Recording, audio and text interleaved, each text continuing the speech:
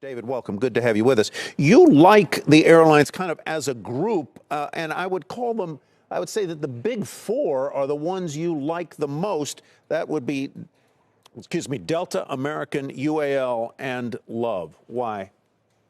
Yeah, I think the airline industry right now is still recovering from the depths of the pandemic. As you look at what the outlook is going forward, the one thing you can be pretty sure of is that airline earnings from where they are today are going to be a lot higher in 2-3 years, independent of where the economic outlook shakes out. I'm not saying that they're going to be totally insulated from any sort of deceleration in the broader macro, but I think you're starting from a lower base. I think you have a huge amount of pent-up demand for air travel, and I think consumers have been showing pre-pandemic and will show again post-pandemic their willingness to pay up for a differentiated service experience. Yeah, they've got pricing power, the differentiated service. I mean, the other ones that I think of on the list would include Alaska, who you don't particularly favor, would include Alaska, JetBlue, and I forget who's merged with whom, Spirit, Allegiant, Frontier, and others. Yeah, Allegiant is a separate company. Spirit and Frontier had an agreement to merge. JetBlue has come in with a topping bid. When we think of the airlines, you have your full-service premium network carriers. That's right. Where I think you've got a real amount of opportunity to push pricing, to discover new ways to get customers to pay you more for effectively the same service.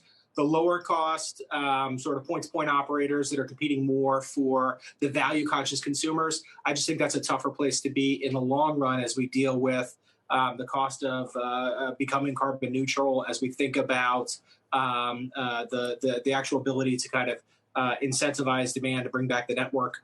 We just prefer to be in a space where you've got the network carriers that have got a little bit better opportunity, I think, to differentiate their fares. David, there's always a lot of focus on the price of airline tickets, but it's awfully expensive to run an airline, and you've got a pilot shortage, jet fuel prices. How are you factoring all of that in your forecast as you are expecting earnings to increase, because demand will come back so much more than those costs will increase? Well, I think right now you're in a really unique situation, right? Leisure travel, if you've flown over the past couple weeks for spring break, I'm sure your flights were full. If you were delayed, you were looking at 3, 4, 5 days to rebook. You've got a very, very strong amount of leisure travel. Consumers that have been locked up during COVID, they just want to get out. They want to see their families.